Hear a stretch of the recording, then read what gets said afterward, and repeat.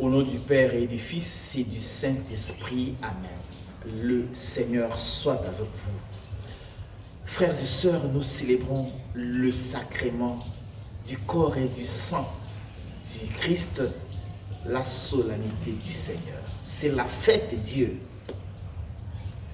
Les textes que nous sommes proposés en méditation nous invitent à nous rendre compte de la grandeur de l'Eucharistie, qui est le sacrement du corps et du sang du Christ dans notre vie, et sa nécessité.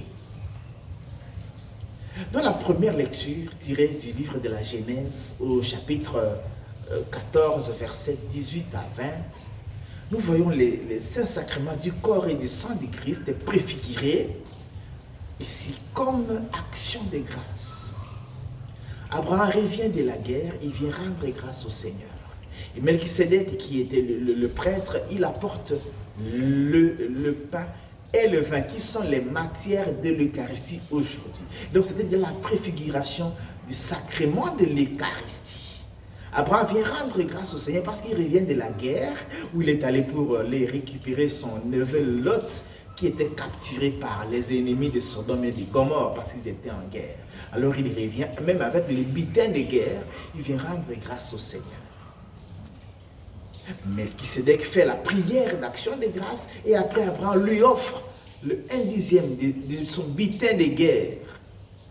Il y a là un échange merveilleux entre le bien que le Seigneur nous donne et ce que nous lui donnons.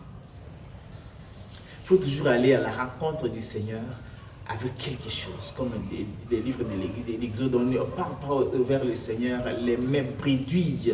L'Eucharistie, c'est un échange. Et dans la deuxième lecture, tirée de la première lettre de Saint Paul, apôtre aux Corinthiens, au chapitre 11, versets 23 à 26, Paul rappelle l'institution de l'Eucharistie, les très saints sacrements du corps et du sang du Christ. Il reprend les paroles du Seigneur, puisqu'il dit chaque fois que vous ferez ces mémorials, vous rappelez la mort du Seigneur jusqu'à ce qu'il vienne. Et c'est ça la force de l'Église. Ce qui constitue notre force, c'est cette régularité de l'Eucharistie dans nos célébrations. Mais pourquoi Paul rappelle cela? C'est un contexte particulier. Parce que les Corinthiens ne respectaient pas ces repas du Seigneur. Et bien plus, ils ne le vivaient pas. Ils étaient dans les conflits, ils avaient des problèmes. Sans se réconcilier, ils venaient comme ça, comme si on partait au marché. Avant d'aller communier, il faut se préparer. Et il faut vivre la communion. C'est un sacrement d'amour, comme le disait le pape Benoît XVI. Le sacrement de charité, le sacrement d'amour. Quels sont les résultats de cette communion que nous prenons chaque jour à l'église? Qu'est-ce que ça nous fait? Qu'est-ce que nous faisons d'abord pour le prendre? Est-ce qu'on se prépare spirituellement et même matériellement? Ou bien on le prend comme un repas ordinaire? Paul a dit, toujours à la suite de cette lecture, si l'on ne s'examine pas, si l'on n'est pas disposé, et on va prendre comme tout repas, on ne se confesse pas, bien sûr, on ne se prépare pas spirituellement. Il y a des conséquences. Donc l'Eucharistie peut donner bénédiction, mais aussi ça peut être malédiction pour toi qui y va sans te préparer. Cela est arrivé déjà à Judas Iscariote.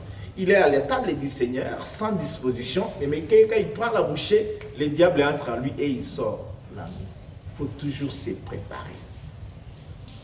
Et dans la lecture de l'évangile, tirée de l'évangile de Saint-Luc, au chapitre 9, versets 11 à 17, c'est la multiplication des pains, préfiguration de l'Eucharistie comme repas solution. Ils sont dans les déserts.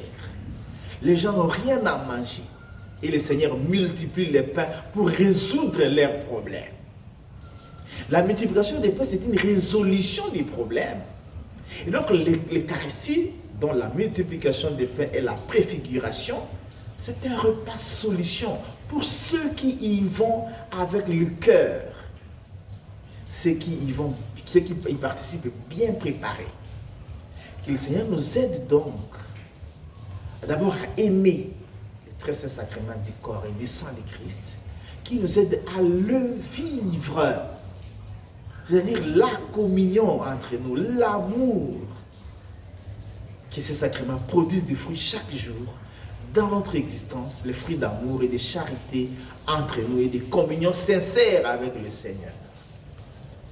Bonne fête du très saint sacrement du corps et du sang de Christ à toutes et à tous. Que Dieu Tout-Puissant vous bénisse et vous garde, le Père, le Fils et le Saint-Esprit. Amen.